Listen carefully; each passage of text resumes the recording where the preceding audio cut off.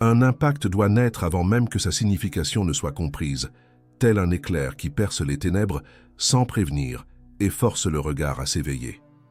C'est là que commence ce voyage, d'une fracture, d'une question qui ne demande pas la permission. Et si tout ce que vous appelez amour n'était que le souvenir confus d'une vieille peur? Et si chaque pas vers l'autre était, en réalité, un détour prudent, loin du territoire le plus dangereux qui soit, vous-même? Carl Jung disait que l'homme craint de pénétrer ses propres profondeurs, car il pressent qu'il y trouvera non pas un monstre, mais la vérité nue qu'il a toujours fui. Et c'est cette vérité qui, même sans nom, se met à respirer dans ce texte dès la première ligne, prête à déloger les certitudes et à révéler ce qui se cache dans le silence que vous vous obstinez à ignorer. Il y a un moment, il y en a toujours un, où le monde qui nous entoure perd l'éclat artificiel des distractions.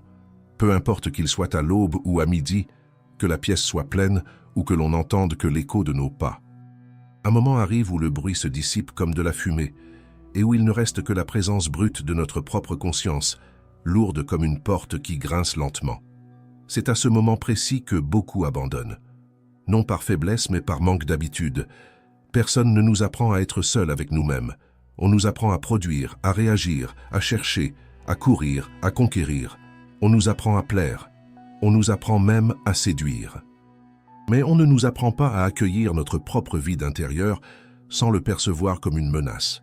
C'est pourquoi tant de personnes se jettent à corps perdu dans des relations précipitées, des liens qui se tissent avant même qu'il y ait l'espace intérieur nécessaire pour les recevoir. Un contact devient une échappatoire, une caresse une béquille, la compagnie une anesthésie. Et le pire, c'est que tout cela ressemble tellement à l'amour que seuls ceux qui ont affronté leur propre ombre perçoivent la différence. Carl Jung nous avertissait que ce que nous fuyons en nous-mêmes revient déguisé dans nos choix. Celui qui fuit le silence finit par être étouffé par un brouhaha incessant. Celui qui évite de se regarder dans le miroir finit par chercher chez l'autre le reflet qu'il craint de reconnaître. Ainsi se tisse une chaîne invisible, un cycle qui se répète à chaque tentative désespérée d'être vu, désiré, validé. La présence de l'autre devient un raccourci pour s'échapper de soi-même, et non un pont vers une véritable rencontre. Plus on fuit, plus on ressent cette sensation sourde d'un malaise, comme une porte ouverte laissant entrer un vent d'où l'on ignore la provenance. Ce n'est pas la solitude, c'est l'absence de soi. Un vide que la compagnie ne parvient pas à combler, car il ne naît pas du manque de quelqu'un, mais du manque de courage. Dans ce territoire intérieur, le silence est la frontière la plus redoutée. Il met à nu les émotions, déconstruit les explications toutes faites et expose la pensée comme un nerf sensible. Et pourtant, c'est précisément là que la transformation commence. Il y a des moments où le silence, aussi brutal qu'il puisse paraître, n'est pas une punition, mais une initiation. Il oblige à ralentir la respiration. Il oblige le regard à se tourner vers l'intérieur. Il oblige le corps à reconnaître qu'il existe un espace à vivre, non à combler. De cette prise de conscience naît un changement. D'abord vient l'agitation, puis le malaise, puis une sorte de douleur diffuse. Mais si l'on persiste, si l'on ne fuit pas, quelque chose s'ouvre, une clarté subtile, presque timide, comme une petite flamme qui s'obstine à résister au vent. C'est à cet instant que naît la première étincelle de paix. Et lorsque cette paix apparaît, elle ne crie pas, elle n'exige rien, elle ne promet rien. Elle s'installe simplement, comme si elle avait toujours su qu'elle y avait sa place. On commence alors à comprendre qu'il n'est plus nécessaire de courir après ce qui ne nous correspond pas, qu'il est vain de sacrifier sa propre tranquillité pour se conformer aux attentes d'autrui. La présence intérieure, lorsqu'elle trouve enfin sa place, devient un ancrage solide, un lieu où l'amour cesse d'être une urgence et devient un choix, le choix de celui ou celle qui ne cherche pas un sauveur, mais une rencontre entre deux êtres entiers. Carl Jung, avec sa sagesse intemporelle, nous a rappelé que la véritable individuation se produit lorsqu'un être humain ose se tenir devant lui-même, sans masque. Et c'est le point de départ de ce récit, l'instant où l'on réalise que l'on ne souffre pas de la solitude, mais de n'avoir jamais appris à être son propre foyer. Le monde qui nous entoure ne facilite pas cette découverte. Il nous pousse sans cesse vers l'extérieur, toujours vers plus, toujours vers l'éclat superficiel de promesses éphémères. Les écrans montrent des vies qui paraissent plus accomplies qu'elles ne le sont, des affections qui paraissent plus profondes qu'elles ne le sont, des sourires qui paraissent plus sincères qu'ils ne le sont. Mais ce que ces images ne révèlent pas, c'est le poids que chacun porte une fois la caméra éteinte. Nombreux sont ceux qui recherchent des relations non pour partager, mais pour apaiser un malaise indéfinissable. Et ce soulagement, lorsqu'il est temporaire, se mue en dépendance. Le cœur s'habitue à confondre présence et intention. Le corps s'habitue à confondre toucher et guérison. L'esprit égaré qualifie tout lien d'amour, simplement pour éviter d'admettre sa propre fragilité. Mais il existe une autre voie, une voie étroite et silencieuse, parfois inconfortable, mais qui vous est propre. C'est la voix de celui qui décide, même en tremblant, de rester avec lui-même. Non par arrogance, mais par intégrité. Non par froideur, mais par sagesse. Il sait que la paix est plus rare que le plaisir, et c'est pourquoi il ne la sacrifie à aucune histoire superficielle. Il comprend que le silence n'est pas l'ennemi. Il est le maître, et lorsqu'il apprend à écouter ce maître, tout change. L'esprit cesse d'être un labyrinthe et devient une terre fertile. Les blessures cessent d'être une menace et deviennent des leçons. La solitude cesse d'être un fardeau et devient un fondement. C'est ici que la première partie vous laisse, au seuil entre vos peurs et vos besoins. À l'instant précis où le silence murmure quelque chose que vous ne comprenez pas encore, mais que vous pressentez déjà. Une question se forme lentement, telle une flamme qui s'élève dans l'obscurité. Et si la seule pièce manquante à votre vie était précisément cette présence que vous n'avez jamais laissée s'épanouir en vous, la réponse ne viendra pas maintenant. Elle appartient à l'étape suivante. Et pour l'atteindre, il vous faudra explorer un territoire encore plus profond, où les symboles commencent à prendre forme et où la voix de Carl Jung se fait plus présente, non seulement comme un guide, mais aussi comme un miroir. Le chemin se poursuit, et quelque chose en vous s'est déjà mis en mouvement. La seconde partie doit commencer par une sensation perçue avant même d'être comprise, comme lorsqu'une pensée troublante vous traverse l'esprit au beau milieu d'une journée ordinaire. C'est le genre de sensation qui surgit en se brossant les dents, en attendant que le feu passe au vert, ou en pliant silencieusement un t-shirt. Soudain, une tension se fait sentir, une tension qui ne s'exprime pas par des mots, mais par le souvenir de toutes ces fois où l'on s'est effacé pour s'adapter à des vies trop étriquées. C'est dans cet instant apparemment banal que la conscience s'éveille, comme si une brèche s'était ouverte au sein de la routine. Et là, dans cet espace discret et presque invisible, commence la révélation que Carl Jung a si souvent décrite, le moment précis où l'inconscient décide de parler. Non pas par des images grandioses, mais par des signes subtils dissimulés dans les gestes du quotidien. Vous l'avez peut-être déjà ressenti en rentrant chez vous après une journée épuisante et en réalisant qu'à cet instant précis, personne ne vous demande rien. Pas de questions ambiguës, pas d'exigences, pas de jeux émotionnels dissimulés derrière des phrases anodines. Il n'y a que vous, votre respiration et le silence qui se répand comme une vague apaisante. Ce sentiment, que beaucoup appellent solitude, est parfois simplement le corps qui reconnaît être enfin sorti de la tourmente. C'est le soulagement qui survient lorsqu'on réalise qu'on n'a plus besoin de décrypter des humeurs changeantes ni de gérer les attentes d'autrui. On n'a plus rien à prouver, à justifier, à adapter. Et cette paix si simple, si fondamentale, si presque timide, devient une révélation. La vie existe en dehors du chaos émotionnel que vous aviez fini par normaliser. Carl Jung disait que les êtres humains se fragmentent lorsqu'ils dépassent leurs propres limites au nom de liens fragiles. Et c'est précisément ce qui arrive lorsqu'on se façonne à l'excès pour plaire à quelqu'un qui ne peut même pas supporter le poids de sa propre âme. L'usure ne provient pas d'une grande tragédie, mais de petites concessions quotidiennes. Le message envoyé pour éviter un malentendu, le sourire forcé pour ne pas créer de tension, l'idée étouffée pour ne pas paraître inintéressante, le malaise refoulé pour préserver la paix. Ce sont des gestes minimes qui, accumulés, étouffent peu à peu votre voix, jusqu'à ce que vous ne reconnaissiez plus votre propre reflet. Et lorsque le lien se rompt, vous ne partez pas seulement triste, vous partez diminué. C'est pourquoi tant d'hommes, lorsqu'ils quittent des relations épuisantes, ressentent non seulement du soulagement, mais aussi une étrange forme de chagrin. Non pas parce qu'ils ont perdu quelqu'un de spécial, mais parce qu'ils ont enfin compris à quel point ils se sont perdus eux-mêmes. Et cette prise de conscience est douloureuse. Elle est douloureuse lorsqu'on se souvient des nuits passées à tenter de sauver quelque chose qui était déjà mort. Elle est douloureuse lorsqu'on réalise avoir confondu attachement et amour, urgence et profondeur, habitude et destin. Elle est douloureuse lorsqu'on comprend avoir accepté des miettes pour éviter d'affronter son propre silence. Mais il y a quelque chose de plus profond encore, la douleur de réaliser qu'on n'a pas été rejeté, mais qu'on s'est abandonné soi-même en premier. Et cette vérité pèse comme une pierre froide sur la poitrine. Pourtant, vient un moment où ce poids se métamorphose. Il ne disparaît pas, mais il change de forme. Et ce changement s'amorce dans de petites situations imperceptibles pour les autres.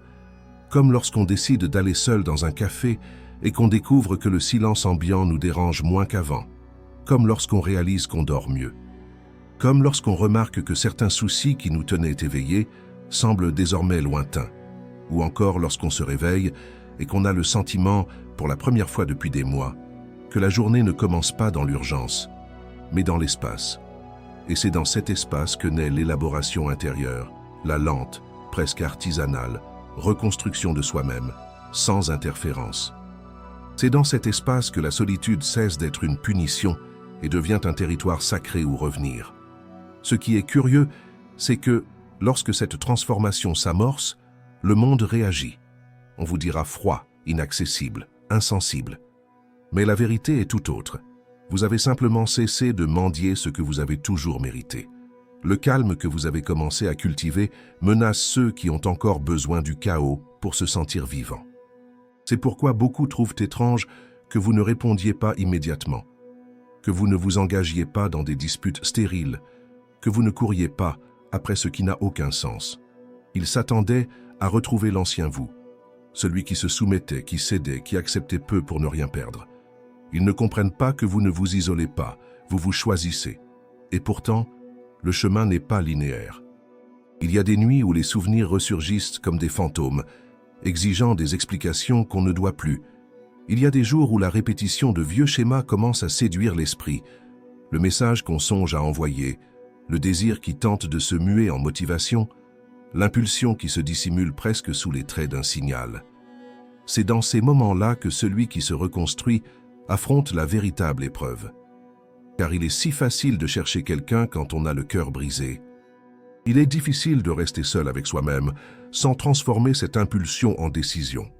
C'est là que naît la maturité émotionnelle, au moment précis où l'on ressent le manque, mais où l'on comprend que ce manque n'a pas besoin d'être comblé, seulement compris.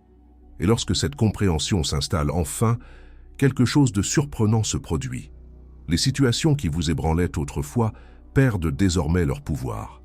Les messages ignorés ne sont plus perçus comme un rejet. Les silences ne sont plus considérés comme des menaces. L'idée même de relation change de sens. Vous commencez à comprendre que vous ne souhaitez pas que quelqu'un s'échappe de votre propre esprit, mais qu'il partage ce que vous y avez construit. Et, presque imperceptiblement, vos choix évoluent. Vous devenez plus attentif au ton, aux gestes et au rythme. Vous remarquez immédiatement quand quelqu'un confond intensité et profondeur, quand quelqu'un vous demande de vous effacer pour vous intégrer à son monde. Et pour la première fois, vous dites non sans culpabilité. Non par arrogance, mais parce que vous connaissez désormais votre propre valeur. Carl Jung disait qu'une véritable rencontre avec autrui n'est possible que lorsque l'individu cesse d'utiliser l'amour comme une échappatoire. Et c'est peut-être ce qui se révèle dans la seconde partie de ce voyage. La découverte que la solitude est plus qu'une protection, elle est une préparation. Le silence qui jadis effrayait guide désormais. Le calme qui paraissait étrange devient naturel. L'absence qui blessait ouvre désormais l'espace à quelque chose de nouveau, de entier, de quelque chose qui se forme encore en vous. Et cette formation a son propre rythme, son propre mystère. La question est, êtes-vous prêt à explorer ce mystère? Car à la fin de la deuxième partie, quelque chose s'agite en arrière-plan, comme une ombre qui cherche à prendre forme. Un symbole commence à émerger, une sorte de carte intérieure que seuls ceux qui restent peuvent voir. Et l'étape suivante révélera précisément cela, le moment où ce qui était caché en vous commencera à se manifester plus clairement, plus profondément, plus inévitablement. Quelque chose est sur le point d'émerger, et quand ce sera le cas, plus rien ne sera comme avant en vous.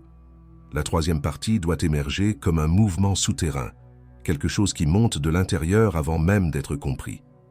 C'est comme lorsqu'on est dans un bus, le regard perdu par la fenêtre, et que soudain on réalise que le silence, jusque-là paisible, commence à révéler des informations qu'on n'avait jamais osé admettre.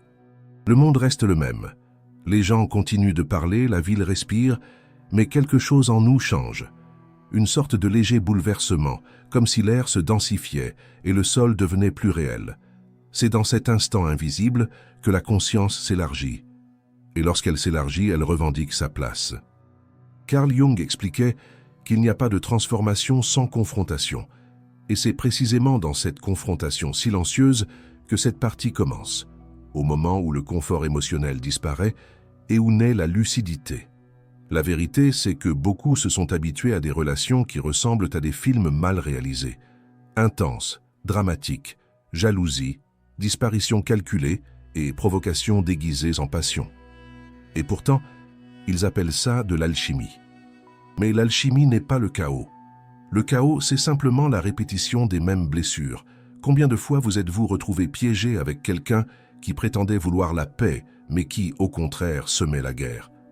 Quelqu'un qui promettait la stabilité, mais qui alimentait sans cesse l'insécurité que vous tentiez de dissimuler. C'est une expérience courante, mais dévastatrice. Et le plus effrayant, c'est que lorsqu'on trouve enfin quelqu'un qui ne provoque pas de tempête, on se sent étrange. On recherche le tumulte, les montagnes russes, l'adrénaline qu'on a appris à appeler amour. Et c'est là que la première fissure apparaît. Est-ce la personne qui vous manque ou l'intensité que vous avez toujours confondue avec l'affection? Cette question en soulève une autre, plus profonde encore. Pourquoi continuez-vous à vous offrir entièrement à des personnes qui ne savent aimer que par fragments? N'avez-vous pas encore compris combien il en coûte de donner votre paix à ceux qui n'en connaissent pas la valeur? Vivre avec une personne émotionnellement immature est épuisant, non. Pas à cause des grandes disputes, mais à cause des petites explosions quotidiennes. Les messages cinglants, le silence utilisé comme punition, le regard accusateur sans un mot, le doute savamment semé. Ces détails rongent lentement, s'infiltrant comme l'eau dans des fissures dont vous ignoriez même l'existence. Et quand vous vous en apercevez, vous êtes déjà exténué, vidé, à essayer de déchiffrer une énigme qui n'a jamais eu de solution. Car ce n'était pas de l'amour, mais un besoin d'affection masqué. Ce n'était pas un partenariat, mais une dépendance affective déguisée en intensité. Et pourtant, vous êtes resté, croyant qu'en vous accrocher, tout finirait par s'arranger. Mais ce ne fut pas le cas. Non pas parce que vous avez échoué, mais parce qu'il est impossible de guérir quelqu'un qui choisit de vivre blessé. C'est alors que beaucoup réalisent le piège invisible. Plus on s'efforce de maintenir un lien fragile, plus on s'éloigne de soi-même. Et quand on y parvient enfin, le monde se met à juger. On vous trouve froid, distant, détaché. On ne comprend pas que vous avez agi ainsi pour préserver votre lucidité. Que dire « non » était devenu une question de survie. Que le silence que vous avez choisi n'est pas une fuite, mais un espace où votre identité peut s'épanouir. La question inévitable se pose alors. Voulez-vous vraiment retourner à cette ancienne vie, où il fallait s'effacer pour garder quelqu'un près de soi? Mais c'est là que survient le premier rebondissement inattendu. Alors qu'on croit que la solitude est le summum du renoncement, on découvre qu'elle est en réalité le début d'une reconstruction. La solitude consciente nous dépouille de nos armures, expose nos ombres, révèle nos faiblesses. Elle met au jour les pulsions que nous dissimulons, les peurs que nous ignorons, les schémas que nous répétons inconsciemment.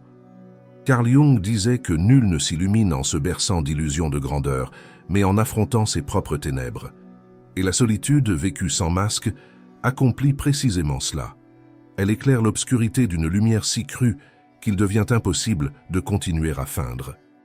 C'est dans ce processus inconfortable de découverte de soi que se produit une chose surprenante. En reconnaissant vos failles, vous redécouvrez aussi votre structure. Et percevoir cette structure, c'est comme reconquérir un territoire perdu sans le savoir. Soudain, de petites choses changent. Vous réalisez que tout contact ne vous émeut pas, que tout message ne vous provoque pas, que toute présence ne vous comble pas. Et cela, bien que cela paraisse simple, est une révélation. Cela signifie que vos anciens besoins ne dictent plus vos choix. Cela signifie que vous apprenez enfin à distinguer le désir du besoin. Et puis, inévitablement, une autre question se pose. Que se passe-t-il lorsqu'on n'a plus besoin de personne pour se sentir entier? Cela repousse-t-il les gens ou attire-t-il seulement ceux qui sont vraiment prêts? Maintenir ce nouveau mode de vie n'est pas toujours chose aisée. Le quotidien continue de vous mettre à l'épreuve, même dans les détails les plus insignifiants. C'est au supermarché, lorsqu'on voit un couple se disputer à voix basse et qu'on réalise avoir vécu cela plus souvent qu'on ne le souhaiterait. C'est dans l'ascenseur lorsqu'on ressent ce silence pesant et qu'on se souvient de toutes les fois où l'on a gardé son sang-froid pour éviter les malentendus. C'est lorsqu'on passe devant un restaurant et qu'on reconnaît le décor où l'on a soi-même tenté de prolonger des conversations déjà moribondes. La routine est porteuse de souvenirs, mais elle recèle aussi des indices. Et chaque indice converge vers la même conclusion. Vous ne voulez plus survivre dans des relations où vous deviez constamment justifier votre existence. Le silence, qui semblait autrefois vide, s'épanouit désormais comme une présence vivante. Il vous observe, vous façonne, vous interpelle. Il pose des questions que nul autre n'oserait poser. Et ces questions sont parfois incisives, mais toujours justes. Il veut savoir si vous êtes prêt à préserver votre propre paix intérieure. Il veut savoir si vous avez compris que tout désir n'est pas une invitation et que toute proximité n'est pas une promesse. Il veut savoir si vous avez enfin saisi que la stabilité n'est pas l'ennui, mais la maturité émotionnelle. Mais voici la révélation la plus inattendue. Le silence ne se contente pas de vous inciter à vous regarder en face. Il veut vous faire comprendre que votre ombre n'est pas l'ennemi. Elle est une carte, un guide, le territoire où se révèlent les limites insoupçonnées. Et en affrontant cette ombre avec courage, vous prenez conscience d'une chose qui change tout. Ces liens qui semblaient jadis irrésistibles dévoilent désormais leur véritable nature. Ils n'étaient pas le destin. Ils étaient une distraction. C'est précisément à ce moment que la troisième partie marque une pause, comme pour préparer le corps à une plongée plus profonde. Car la question qui se pose maintenant est aussi directe qu'inévitable. Si vous avez enfin compris qui vous êtes dans le silence, êtes-vous prêt à découvrir qui vous devenez lorsque le monde frappe à nouveau à votre porte? Quelque chose est sur le point d'arriver, quelque chose de plus profond, de plus instinctif, de plus révélateur. Et quand cela arrivera, l'ombre que vous avez affrontée ne sera que le commencement. La prochaine étape montrera non seulement ce que vous avez découvert sur vous-même, mais aussi ce que vous éveillez dans le monde qui vous entoure lorsque vous décidez enfin d'exister pleinement. La quatrième étape doit débuter par une immersion directe dans l'inattendu. Comme lorsqu'un souvenir ancien surgit au beau milieu d'une pensée anodine et vous oblige à vous arrêter, à respirer profondément et à affronter ce qui était resté caché pendant des années. C'est ainsi que fonctionne la conscience à maturité. Elle ne demande pas la permission, elle se révèle. Et la première révélation de cette étape est simple, mais profonde. Lorsque vous commencez véritablement à vous reconstruire, le monde qui vous entoure ne s'amenuise pas.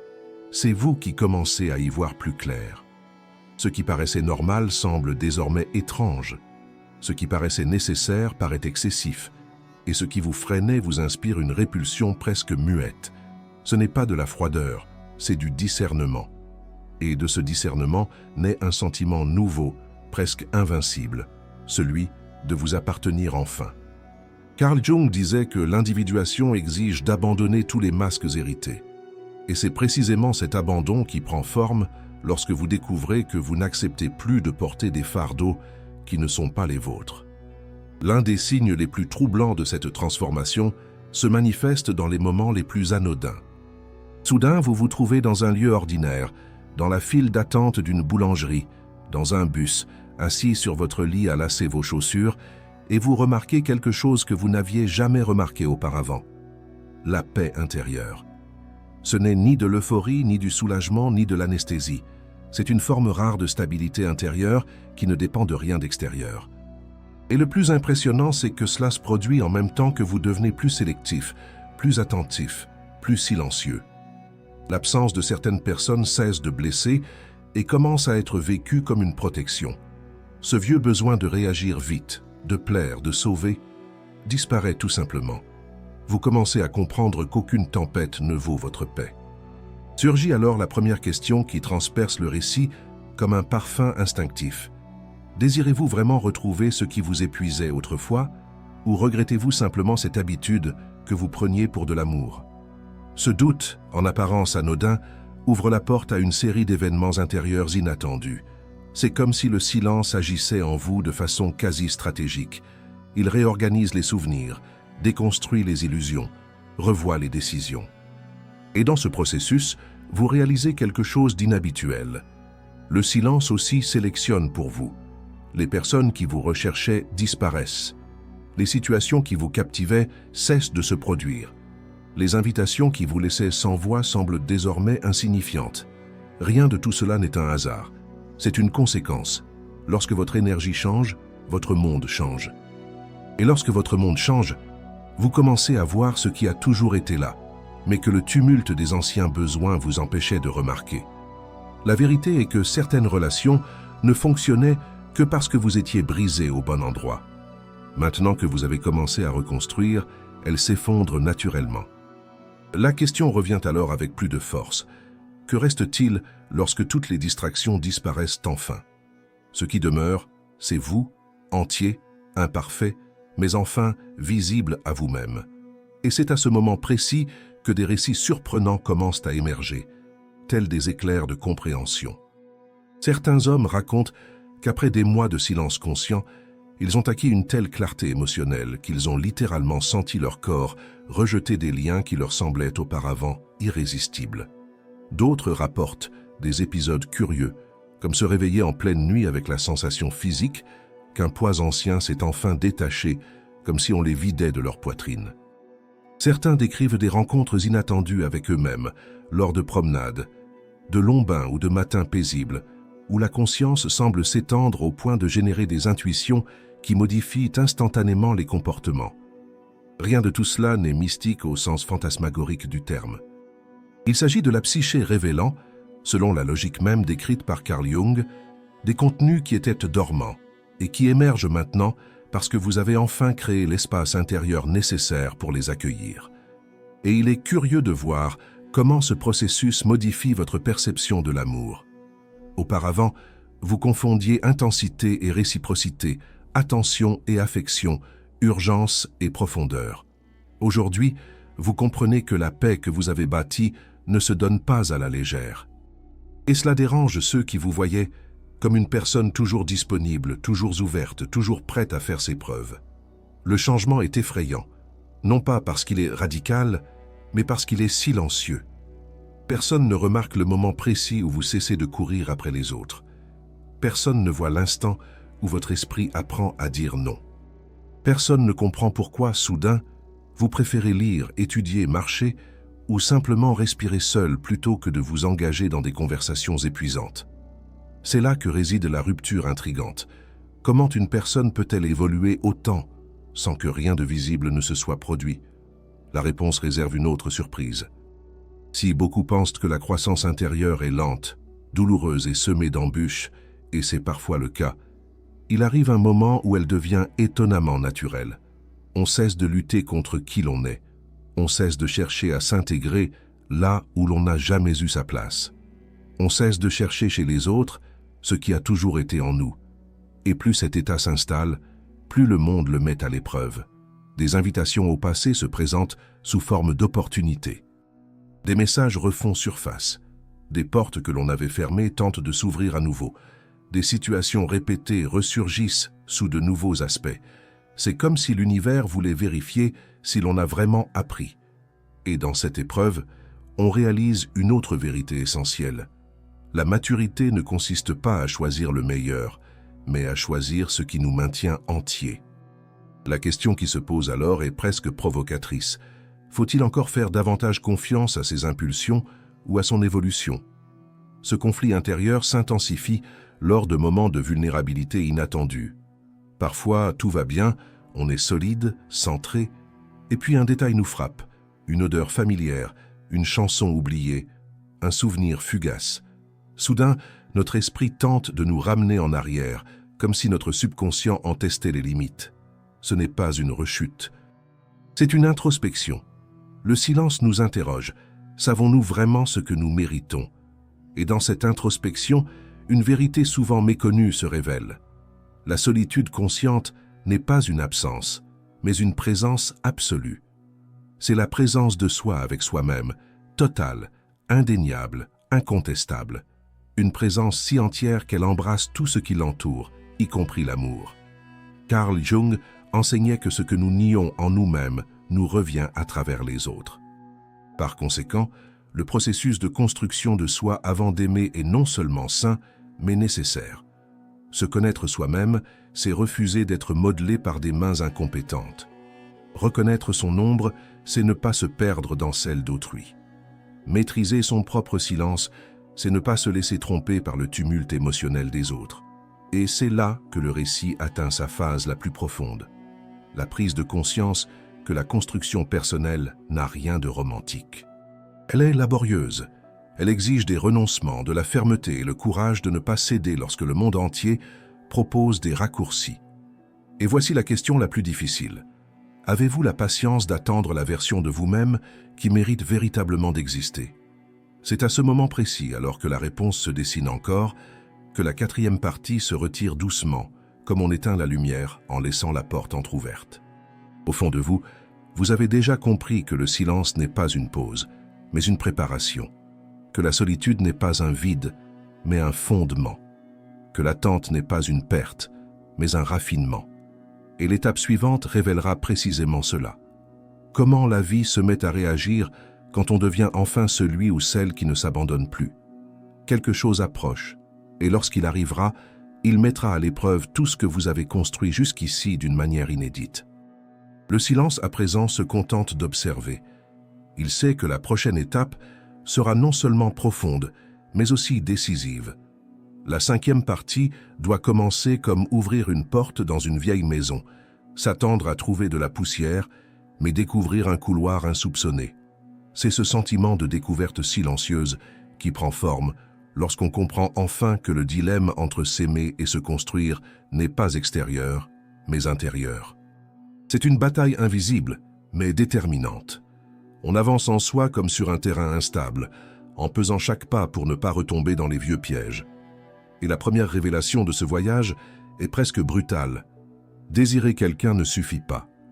Il faut aussi avoir la structure nécessaire pour soutenir ce désir. Carl Jung disait que l'inconscient réclame ce qui nous brise encore, et c'est précisément cette exigence qui se manifeste lorsqu'on réalise que vouloir de la compagnie ne signifie pas être prêt à la recevoir. Cette prise de conscience se manifeste de façon inattendue. Parfois, elle survient au beau milieu d'une conversation banale, quand on sent que l'énergie pour des dialogues vides de sens ne suffit plus. Parfois, elle surgit en se regardant dans le miroir et en réalisant qu'on ne veut plus être cet homme qui s'est replié sur lui-même émotionnellement pour s'adapter à des relations instables. Et parfois, elle se manifeste par un malaise discret, presque physique, lorsqu'une personne tente d'entrer dans votre vie en vous offrant précisément ce qui vous a détruit. C'est à ce moment précis que le corps réagit avant l'esprit. Un malaise, une tension, un signal silencieux qui dit « Cela semble beau, mais ce n'est pas pour toi ». La question qui se pose alors est presque inévitable. Combien de temps encore laisserez-vous le désir l'emporter sur votre évolution? Cette question est troublante car elle touche au point où beaucoup d'hommes se perdent. Le désir est facile. Il est intense, immédiat, convaincant. La vérité, en revanche, est froide, patiente et exige de la maturité. Tandis que le désir propulse, la vérité guide. Et quand on est dans le besoin, l'impulsion semble être une direction. Mais elle ne l'est pas. Ce n'est que du bruit. Et le bruit est le premier ennemi de celui qui tente de se reconstruire. Combien de fois avez-vous laissé l'impulsion choisir pour vous et en avez-vous ensuite payé le prix en silence? Combien de fois avez-vous confondu charisme et profondeur, beauté et engagement, attention et caractère? Bien souvent. Et toutes ces fois ont laissé des traces que vous portez encore. Le problème n'a jamais été l'amour mais la facilité. Et les facilités ont toujours un prix élevé. Au milieu de cette tension, Un événement inattendu se produit. Vous commencez à remarquer des schémas qui vous avaient échappé jusque-là. Des personnes qui vous abordent toujours avec la même urgence. Des histoires qui semblent nouvelles, mais qui reprennent le même schéma narratif. Des sourires qui promettent la légèreté, mais dissimulent le chaos. Et vous, plus attentif que jamais, commencez à percevoir ces répétitions comme des signes, et non comme de simples coïncidences. C'est comme si, soudain, tout l'échiquier se dévoilait. Cela devrait apporter la paix, mais cela engendre un nouveau malaise. Êtes-vous prêt à rejeter ce qui vous a toujours séduit? Pouvez-vous préserver votre intégrité même lorsque le désir vous appelle de toutes ses forces? Cette agitation est l'une des épreuves les plus décisives du cheminement, car il est facile de refuser ce qui ne nous attire pas. Il est difficile de dire non à ce que notre corps désire, mais que notre âme sait être un frein. Et voici le premier bouleversement émotionnel de cette étape. On commence à refuser ce que l'on désire encore, et cela fait mal. Cela fait mal parce que c'est contre-intuitif. Cela fait mal parce que cela éveille en nous un besoin insatiable. Cela fait mal parce que c'est vécu comme une perte. Mais c'est dans cette douleur que naît la véritable maturité. On réalise que la plus grande force de soi n'est pas celle qui domine autrui, mais celle qui ne se trahit pas. Le silence qui semblait autrefois vide fait désormais office de boussole. Il nous ramène à la réalité chaque fois que nous tentons de nous distraire avec quelque chose qui ne nous correspond pas. Et de ce silence surgit une autre question essentielle. Quelle part de notre vie avons-nous perdu à choisir des personnes qui n'ont jamais su nous accueillir? La réponse, presque toujours, est trop élevée. Et cette prise de conscience engendre un autre bouleversement émotionnel. On se met à regarder en arrière et à réaliser combien de fois on s'est façonné, combien de fois on s'est rabaissé, combien de fois on a donné plus qu'on avait, combien de fois on a cru à des histoires qui n'existaient que dans notre imagination. Le passé devient un miroir. Et contrairement au désir, le miroir ne ment jamais. Il nous montre en train d'essayer de sauver quelqu'un, de prouver notre valeur, d'empêcher l'autre de s'effondrer alors que nous-mêmes, nous brisions de l'intérieur. Tout cela par peur de retourner au silence. Mais désormais, le silence est notre allié. Il nous protège du chaos que nous appelions autrefois connexion. Et c'est là que surgit la question la plus troublante. Si le silence nous enveloppe désormais, qu'avons-nous encore peur de perdre? La réponse change tout. Vous réalisez que ce que vous craignez de perdre, ce n'était pas la personne, mais le sentiment d'être en sa compagnie. Cette prise de conscience vous redonne un pouvoir insoupçonné, celui de choisir consciemment, et non par besoin. Lorsque ce pouvoir revient, le monde entier semble se réorganiser. Les situations qui vous déstabilisaient vous apaisent désormais. Les conversations qui vous blessaient ne vous affectent plus. Et surtout, les approches qui vous dominaient ne parviennent plus à pénétrer votre perception. Vous avez enfin appris à lire entre les lignes. Mais c'est ici, à ce moment de lucidité, que se révèle la véritable épreuve narrative de cette étape.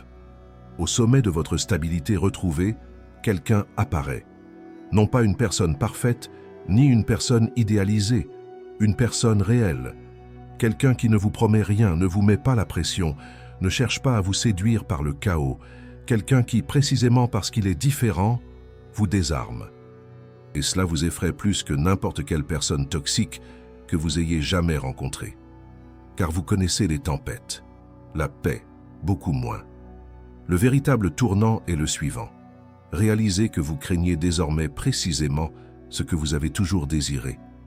Un amour qui ne vient pas bouleverser votre vie, mais l'enrichir. Et alors se pose la question ultime, celle qui ouvre la voie au dénouement. Après tout cela, êtes-vous prêt à accepter l'amour qui ne détruit pas votre paix, mais exige que vous restiez entier? C'est à ce moment délicat, presque sacré, que la partie 5 marque une pause, comme si l'on retenait son souffle avant le grand saut. Ce qui suit n'est ni répétition, ni cycle répétitif, ni illusion.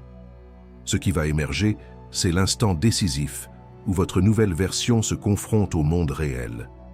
Et lorsque cela arrivera, chaque choix révélera si vous vous êtes véritablement construit, ou si vous avez simplement appris à vous dissimuler.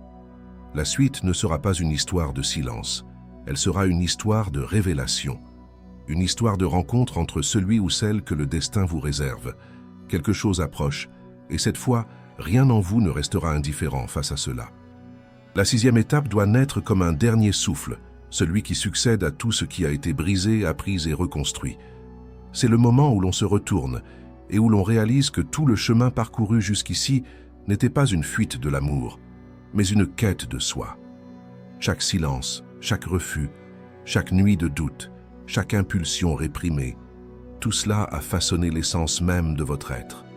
Et c'est précisément à cet instant que le récit s'achève, non pas comme une porte qui se ferme, mais comme une lumière qui s'allume, vous laissant face à un nouveau chemin. Carl Jung disait que rien ne change tant que l'on n'a pas pris conscience de ce qui vit en soi. Lorsque cela se produit, le monde entier se transforme. Et cette fin est, précisément, une invitation à transformer cette prise de conscience en action. Il arrive un moment dans le parcours de vie où la vérité cesse d'être un concept abstrait et devient une pratique quotidienne. C'est lorsque l'on réalise, avec une clarté presque tangible, que la vie est faite de petits choix qui, à l'accumulation, ont des conséquences énormes. La façon dont on se réveille, la façon dont on réagit aux autres, le type de conversation que l'on a, les liens que l'on entretient, les limites que l'on pose, tout cela façonne le cours de notre destin. Ce qui paraissait autrefois subtil devient désormais décisif. On commence à remarquer qu'un simple non prononcé au bon moment préserve des semaines de sérénité, qu'un peu d'honnêteté envers soi-même évite des mois de tourments émotionnels, qu'un simple geste de bienveillance envers soi-même peut nous empêcher de retomber dans le vieux cycle qui nous a tant fait souffrir. Se pose alors la question centrale de cette conclusion. Si l'on sait déjà ce qui nous blesse, pourquoi s'obstiner à y croire? Ce questionnement n'est pas une critique, mais une libération. Tout au long de ce cheminement, vous avez compris que la plupart des souffrances amoureuses ne proviennent pas de la malice de l'autre, mais de votre choix d'ignorer les signaux que votre corps a perçus avant votre esprit. Vous avez constaté combien le désir peut être une force aveugle, bruyante et impulsive, toujours prête à vous entraîner dans la mauvaise direction. La vérité, quant à elle, agit silencieusement, presque timidement, presque doucement, mais toujours juste. Elle ne se manifeste jamais avec adrénaline, mais avec clarté. Elle ne se manifeste jamais avec urgence, mais avec une direction. Jung expliquait que le moi profond parle toujours, mais crie rarement. Ce qui crie, c'est l'ego, la peur, le besoin. Et maintenant, vous le savez, suivre ce qui crie, c'est se perdre. Suivre ce qui murmure, c'est se trouver. Et le plus transformateur, c'est qu'en comprenant cela, vous commencez à percevoir votre propre vie différemment. Vous réalisez que nombre de situations que vous qualifiez auparavant de malchance n'étaient que le reflet de choix inconscients. Une grande partie de la souffrance endurée était la conséquence de s'être engagé dans des relations avant d'y être prêt. Que nombre de liens qui semblaient intenses n'étaient en réalité que le miroir de blessures que vous refusiez d'affronter. Et lorsque tout cela devient enfin clair, la révélation finale apparaît. La compréhension que le développement intérieur n'est pas seulement une préparation à l'amour, c'est une protection, une liberté, une direction. Et plus encore, c'est une condition pour que le véritable amour vous trouve, non pas parce que vous l'avez attiré par des techniques, mais parce que vous êtes devenu une personne qu'il est impossible de prendre pour une personne en manque d'affection. À ce stade, le récit vous regarde droit dans les yeux, sans filtre, sans métaphore. Vos actions présentes déterminent tout ce qui suivra.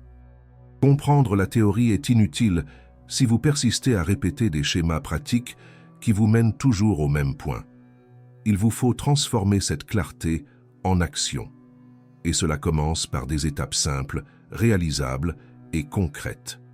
Premièrement, apprenez à écouter votre corps avant même que le besoin ne se manifeste. Votre corps sait quand quelque chose ne vous convient pas. Il se tend, vous pèse, vous déstabilise. Il vous avertit. Écoutez-le. Deuxièmement, établissez des limites qui protègent votre paix intérieure, même si le désir tente de les franchir. Les limites ne chassent pas les vraies personnes. Elles ne font que repousser celles qui cherchent à vous consumer. Troisièmement, pratiquez le silence comme un outil, non comme une fuite. Le silence vous révèle, vous organise, vous fortifie. Quatrièmement, posez-vous chaque jour des questions qui vous mettent mal à l'aise, surtout lorsqu'une nouvelle personne entre en scène. Est-ce que je m'implique par choix ou par besoin? Cette présence m'enrichit-elle ou m'éloigne-t-elle de moi-même? Suis-je fidèle à moi-même ou est-ce que je joue un rôle pour être accepté? Ces questions sont essentielles. Et les clés n'ouvrent les portes que lorsqu'on décide vraiment de les utiliser. Le chemin pratique commence lorsqu'on comprend qu'on ne peut pas accepter n'importe qui simplement parce que le temps a passé, que le désir s'est intensifié ou qu'on a ressenti de la solitude. On est allé trop loin pour régresser. On a déjà payé un prix trop élevé pour revenir impulsivement au point de départ. Désormais, notre responsabilité est envers notre propre paix intérieure. Cela ne signifie pas vivre replié sur soi ou méfiant, mais en toute conscience. Cela signifie savoir qu'on mérite une connexion qui n'a pas besoin d'être prouvée chaque jour. Cela signifie réaliser qu'être seul n'est pas une punition, mais un alignement. C'est un terreau fertile où se développe la version la plus aboutie de soi-même. Et lorsque cette version de vous-même sera prête, et vous le saurez, la vie commencera à s'adapter. Ceux qui vous troublaient autrefois dévoileront désormais leurs intentions sans difficulté. Les liens qui vous retenaient perdront tout leur pouvoir. Le besoin qui vous dominait se transformera en une sensation légère et facile à gérer. Et lorsqu'une personne se présentera à vous, non pas dans l'urgence, mais comme un miroir, vous ne ressentirez ni anxiété, ni désespoir, ni doute. Vous ressentirez la paix, une paix silencieuse, stable et profonde. Une paix qui ne vous demande rien à prouver. Une paix qui ne vous oblige pas à renoncer à votre identité. Une paix qui enrichit sans remplacer. C'est l'amour que vous méritiez depuis le début. Et enfin, vous serez prêt à le reconnaître non par son intensité, mais par sa vérité. Et peut-être, au final, que tout ce voyage a consisté à cela, à retrouver sa vérité. À comprendre que l'on n'est pas venu au monde pour implorer le lien, mais pour honorer sa propre existence. À apprendre que personne ne complète personne d'autre. Deux moitiés ne font pas un tout. Ce sont deux êtres entiers qui tracent un chemin. À accepter enfin que l'amour le plus important est celui que l'on construit avec soi-même, car il détermine la qualité de tous les autres amours à venir. Et si quelqu'un apparaît, puisse-t-il ne pas venir pour vous sauver, mais pour marcher à vos côtés sans vous inciter à vous égarer à nouveau. Si vous êtes arrivé jusqu'ici, c'est qu'il y a une raison. Une partie de cette histoire a trouvé sa place. Au fond de vous, vous avez compris que vous ne voulez plus revivre le passé. Et si cela vous a touché, même un tout petit peu, alors c'est le moment d'agir. Pas demain, pas plus tard, maintenant. Commencez modestement. Une limite, une vérité, une pause, un silence. Et laissez la constance faire le reste. Inutile de vous précipiter. Il vous faut être conscient. Avant de conclure, je tiens à vous remercier d'être resté, d'avoir partagé ce chemin avec moi, d'avoir lu chaque mot avec une sincérité si rare de nos jours. Cela compte énormément pour moi. J'ai maintenant une demande directe. Aimez cette vidéo. Car oui, cela a demandé du travail, des nuits de réflexion et du courage pour transformer la douleur en clarté. Commentez, vous pouvez rester anonyme si vous le souhaitez. Quelle partie vous a le plus touché? Votre expérience peut aider quelqu'un qui est encore bloqué au début de son parcours.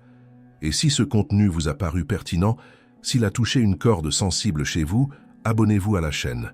Non pas pour me faire plaisir, mais pour que vous continuiez à recevoir des messages qui vous fortifient et non qui vous embrouillent.